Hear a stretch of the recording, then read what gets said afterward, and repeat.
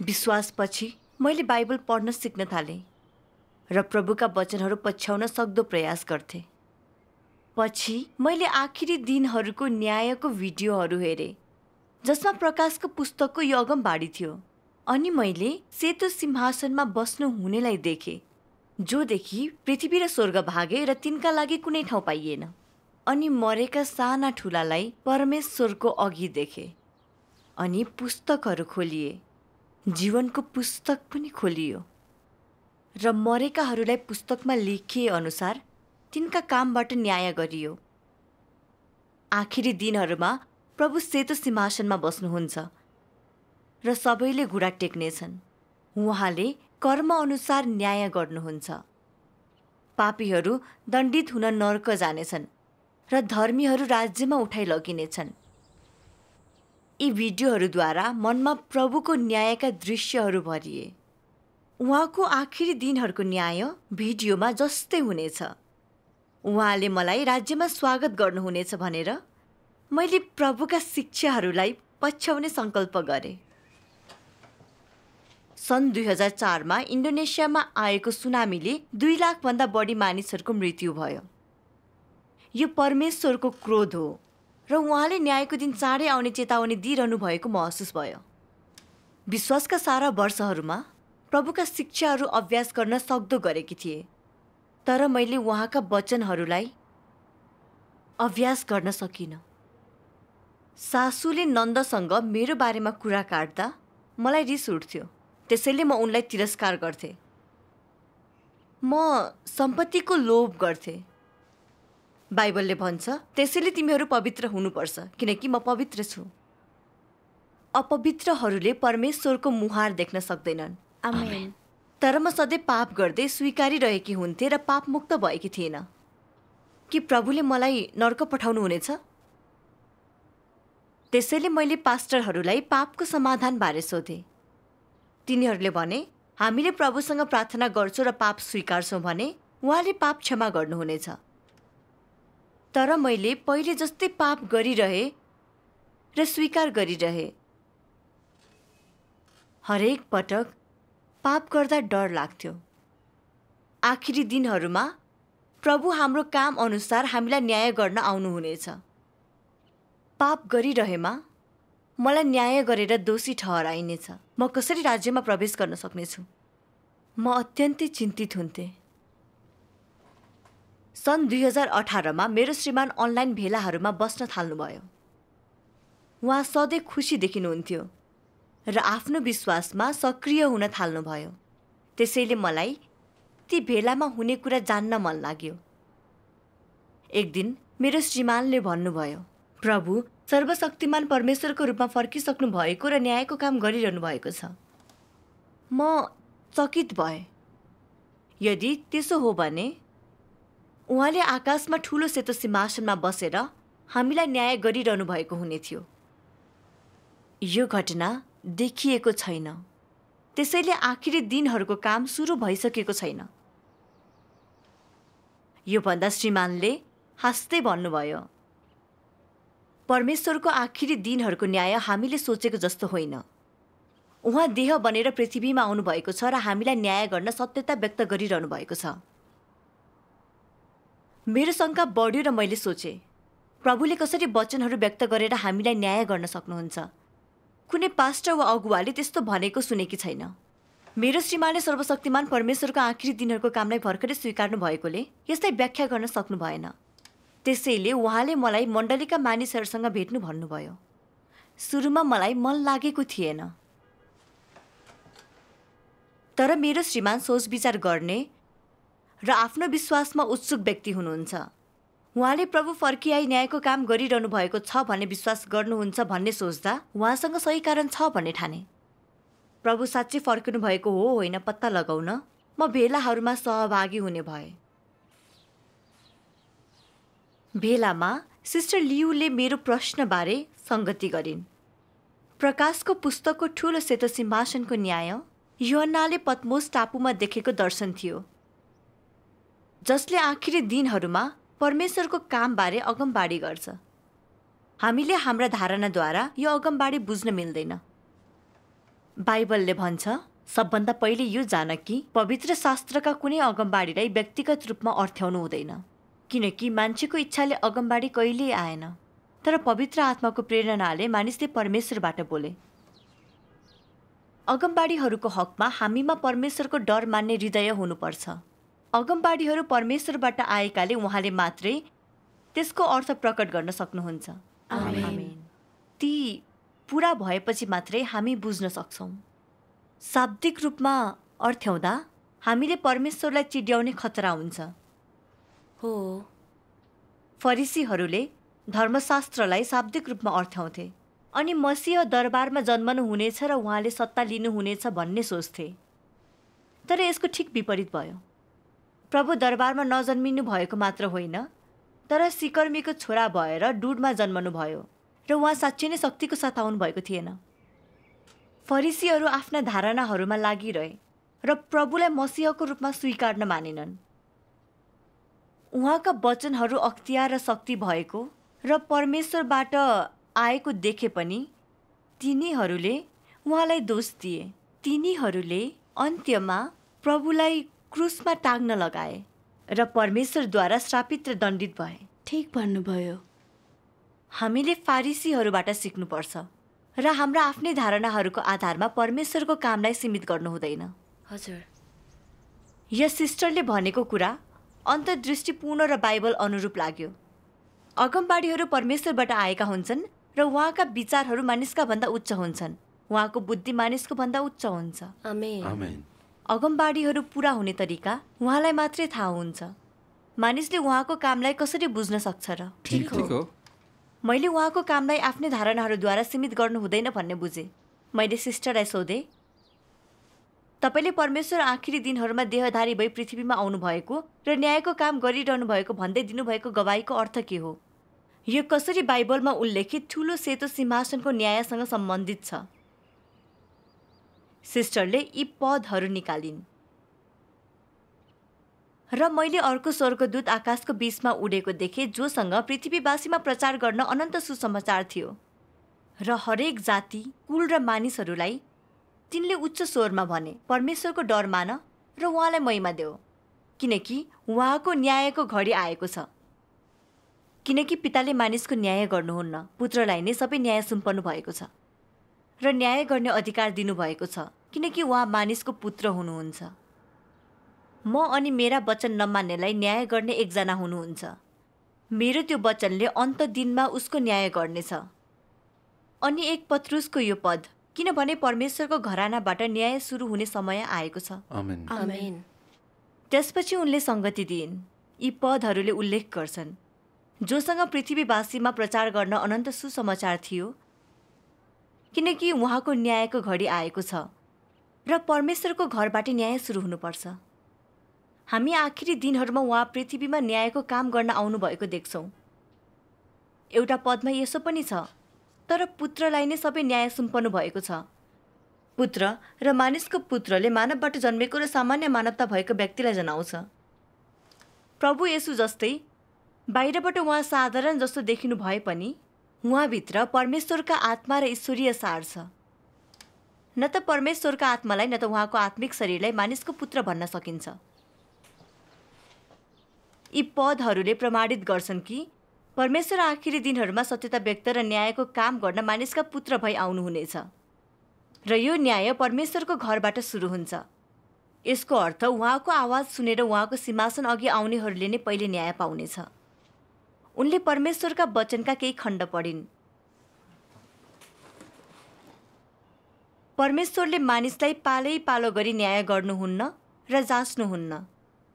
त्यसो गर्नु भनेको न्यायको काम होइन। के सारा मानव जातिको भ्रष्टता र सार उस्तै छैन र? न्याय गरिने भनेको शैतानले भ्रष्ट तुल्याएको मानिसको सार र मानिसका सारा पापहरूलाई हो। मानिसका तुच्छ र सानातिना गल्तीहरूलाई उहाँले न्याय गर्नुहुन्न। न्यायको काम प्रतिनिधिमूलक छ र यसलाई निश्चित व्यक्तिको लागि अघि बढाइँदैन। बरु यो त्यस्तो काम हो जसमा मानव जातिको न्यायलाई प्रतिनिधित्व गर्न मानिसहरूको समूहलाई न्याय गरिन्छ। मानिसको समूहमा देहधारी परमेश्वरले आफ्नो कार्यद्वारा मानव जातिको कार्यको प्रतिनिधित्व गर्नुहुन्छ, जस पश्चात यो फैलिँदै जान्छ। न्यायको काम पनि यस्तै छ।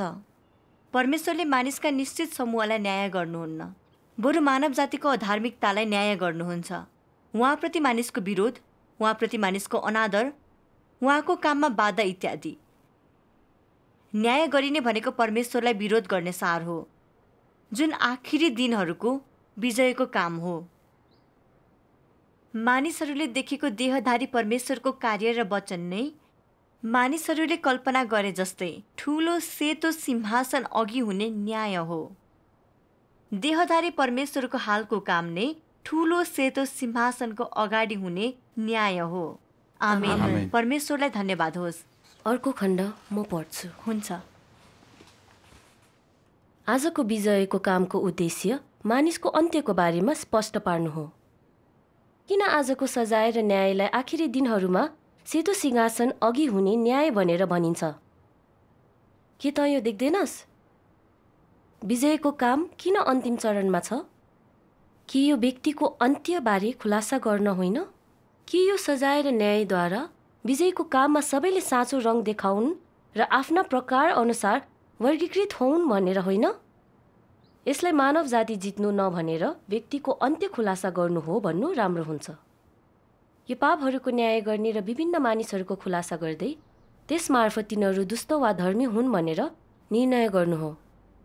विजयपछि असललाई इनाम र दुष्टलाई दण्ड दिने काम हुन्छ।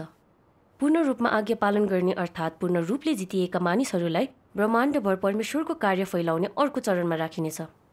नजितिएकाहरू अन्धकारमा विपत्तिको सामना गर्नेछन्। यसरी मानिसलाई प्रकार अनुसार छुट्याइनेछ। दुष्ट काम गर्नेहरू दुष्टहरूको समूहमा अन्धकारमा राखिनेछन् र असल मानिसको समूहमा धर्मीहरू राखिनेछन्, जो सदा ज्योतिमा जिउनेछन्। आमेन। अर्को खण्ड म पढौँ? हुन्छ।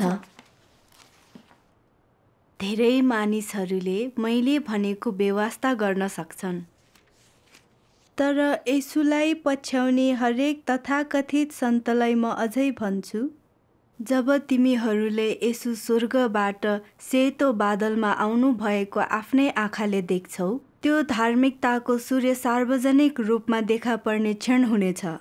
सायद त्यो क्षण तेरो निम्ति उल्लासको समय हुन सक्छ, तर तैँले येशू स्वर्गबाट ओर्लनु भएको देख्ने समय त दण्ड भोग्नलाई नर्क जाने बेला पनि हो भनी जान्नुपर्छ। त्यो परमेश्वरको व्यवस्थापन योजनाको अन्त्यको समय हुनेछ र उहाँले असललाई इनाम र दुष्टलाई दण्ड दिने समय हुनेछ। सत्यताको अभिव्यक्ति मात्र हुँदा मानिसले चिन्हहरू देख्नु अघि नै परमेश्वरको न्याय अन्त्य भइसकेको हुनेछ। सत्यता स्वीकार्नेहरू, चिन्हहरू नखोज्नेहरू र यसरी शुद्ध पारिएकाहरू उहाँको सिंहासन सामु फर्केका र सृष्टिकर्ताको अँगालोमा प्रवेश गरेका हुनेछन्।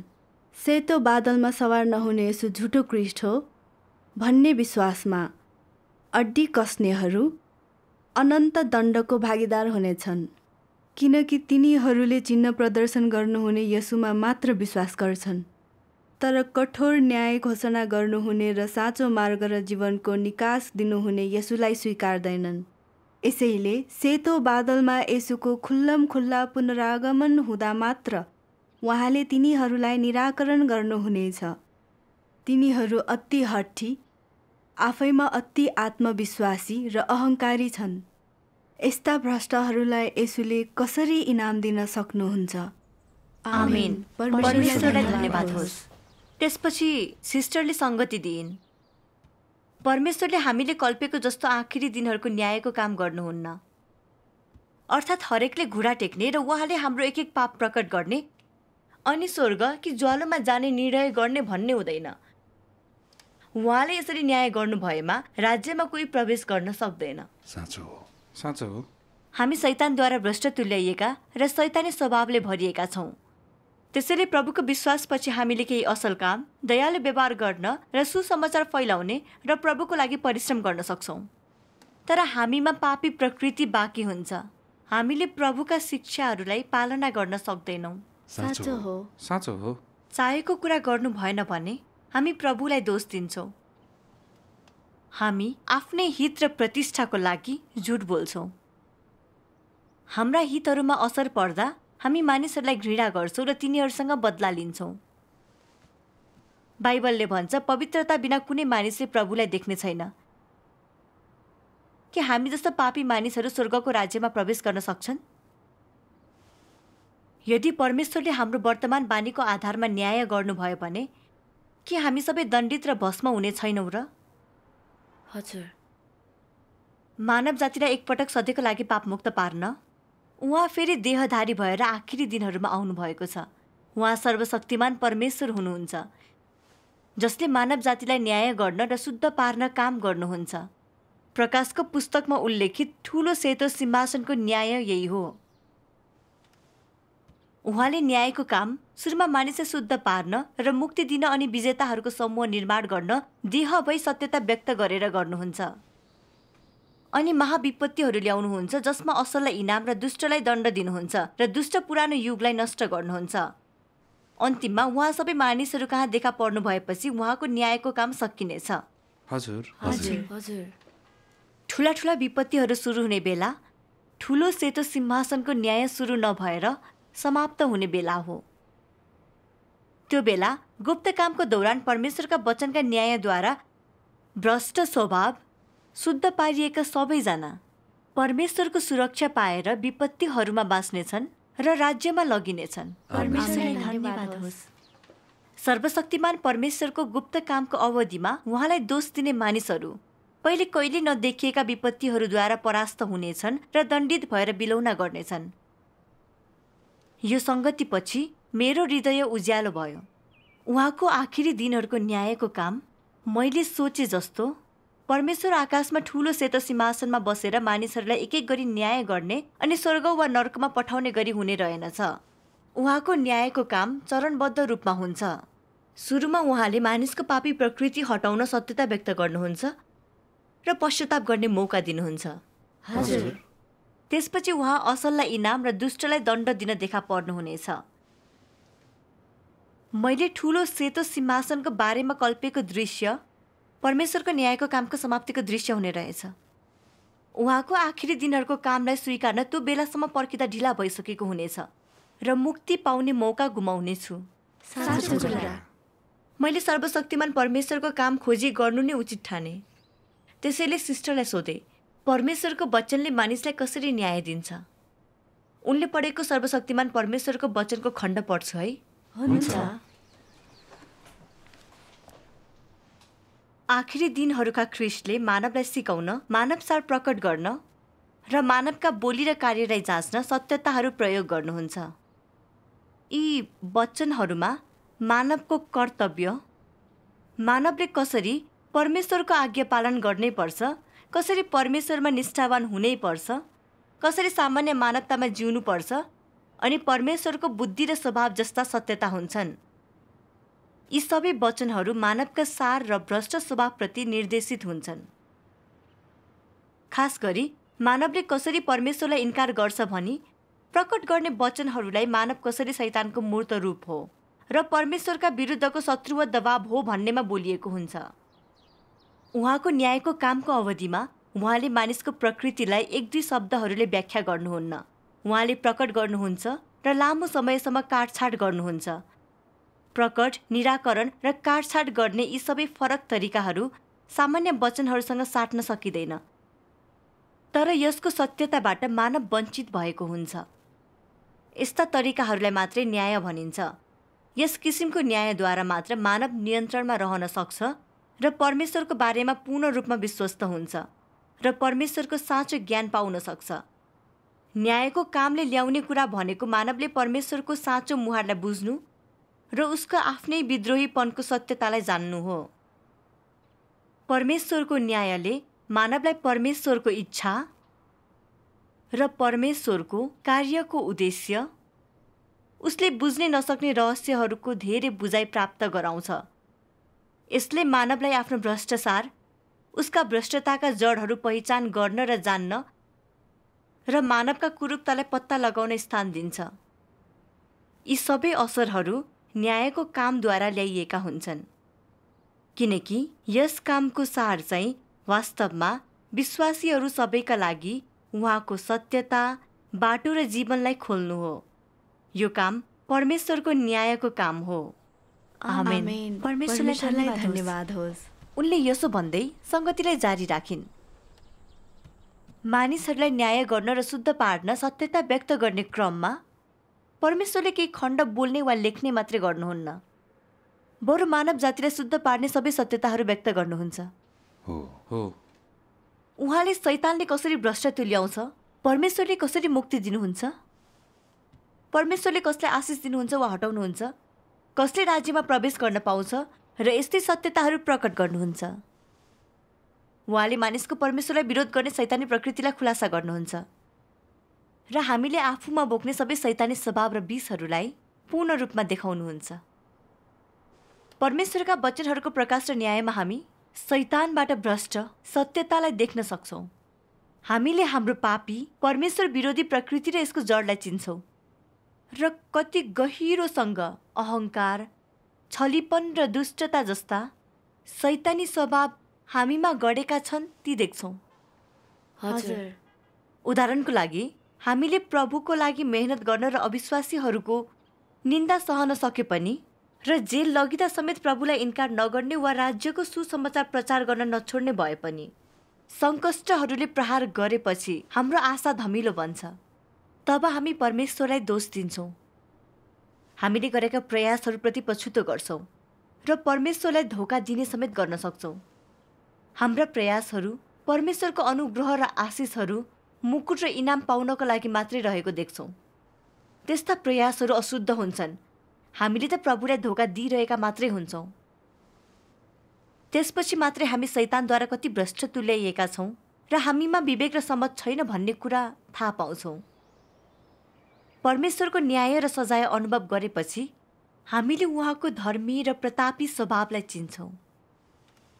उहाँलाई आदर गर्न थाल्छौँ, आफूलाई घृणा गर्न थाल्नेछौँ अनि आफ्नो देह त्यागेर सत्यताको अभ्यास गर्न तयार हुन्छौँ। हाम्रो भ्रष्टताहरू धोइन थाल्छन् र हामी साँचो मानव स्वरूपमा जिउन थाल्छौँ।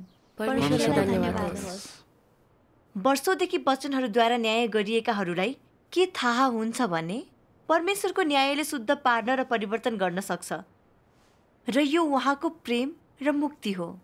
आमेन। यस सङ्गतिबाट परमेश्वरको न्यायको कामको व्यावहारिकता देखे। हाम्रो भ्रष्टता र पापको जडलाई न्याय र खुलासा गर्न र हामीलाई शुद्ध पार्न हो र मुक्ति दिन नै परमेश्वरले वचनहरू व्यक्त गर्नुहुन्छ। पहिले म जब पाप गर्थेँ तब मलाई क्षमा गर्न प्रभुलाई अनुरोध गर्थेँ, तर फेरि पाप गर्थेँ किनकि मैले आखिरी दिनहरूको न्यायलाई स्वीकारेकी थिइनँ। मैले बल्ल पापमुक्त र शुद्ध हुने मार्ग भेटाएकी छु। परमेश्वरले धन्यवाद होस्। त्यसपछि परमेश्वरका धेरै वचनहरू साथै ब्रदर सिस्टरका गवाईहरू पढे। परमेश्वरका वचनहरू सत्यता हुन् जसले मानिसलाई शुद्ध पार्छ र परिवर्तन गर्छ। मैले उहाँ नै फर्कनु भएका प्रभु भनेर चिने र उहाँका आखिरी दिनहरूको कामलाई स्वीकारे। आमेन। परमेश्वरलाई धन्यवाद होस्। अहिले सोच्छु म त सेतो सिंहासनको न्याय गर्न प्रभु आउनुहुनेछ भनेर कल्पनामा जिइरहेकी रहेछु। परमेश्वर पहिले नै गुप्तमा आइसक्नु भएको छ र उहाँको घरबाट हुँदै न्यायको काम सुरु गर्नुभएको छ भन्ने थाहा थिएन। मैले झन्डै आखिरी दिनहरूको मुक्तिलाई छुटाएँ। हो त। परमेश्वरले उहाँको आवाज सुन्ने र ख्रिस्टको आसन अगाडि न्याय गरिने र शुद्ध पारिने मौका दिनुभएकोमा म उहाँको दयाको लागि धन्यवाद दिन्छु। सर्वशक्तिमान परमेश्वरलाई धन्यवाद होस्। आमेन। परमेश्वर धन्यवाद। आखिरी दिनहरूको न्यायको कामले साँच्चै नै मुक्ति दिइरहेको छ।